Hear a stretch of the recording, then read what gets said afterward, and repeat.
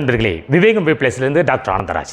இன்றைய பாடவேளையில் நான் காண்கிருக்கின்ற கவிஞரின் பெயர் பக்தவச்சல பாரதி. இவர் ஜூன் 7, 1957 பாண்டிச்சேரியில் பிறந்தார். இவரும் நமது பாரதியார் மீது கொன்ற பற்றின் காரணமாக தனது பெயரின் இறுதியில் பாரதி என்று சேர்த்துக்கொண்டு பக்தவச்சல பாரதி என அழைக்கப்பட்டார்.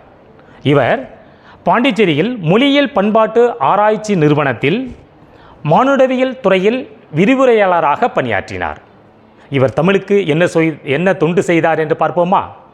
இவர் எழுதிய நூல்கள் ஆதி காலத்தில் தமிழர்களுடைய வாழ்வியல் நெறிமுறை கோட்பாடுகள், அவர்கள் சார்ந்திருந்த நில அமைப்புகள், அவர்கள் உண்கின்ற உணவு அமைப்புகள், இதனை பொறுத்து அவர்களுடைய வாழ்க்கை நெறிமுறை எப்படி இருந்தது என்று ஆராய்ச்சி செய்து முனைவர் பட்டம் பெற்றுள்ளார். இவர் எழுதிய நூல்கள் மானுடவியல் கோட்பாடுகள், தமிழர் மானுடவியல், பண்பாட்டு மானுடவியல், பாணர் இன வரைவியல், தமிழக பழங்குடிகள், ஊரும் சேரியும், தமிழர் உணவு, சாதியற்ற தமிழர், சாதிய தமிழர் என்ற நூல்களை எழுதியுள்ளார். இரவு நேரங்களில்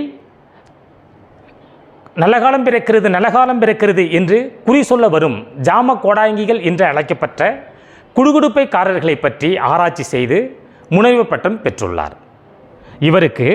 இவர் எழுதிய தமிழர் மானுடவியல் என்னும் நூல் தமிழ்நாடு தமிழ் வளர்ச்சி துறையின் கீழ் 2002 சிறந்த நூல்களுக்கான சிறப்பு பரிசினை பெற்றிருக்கிறது.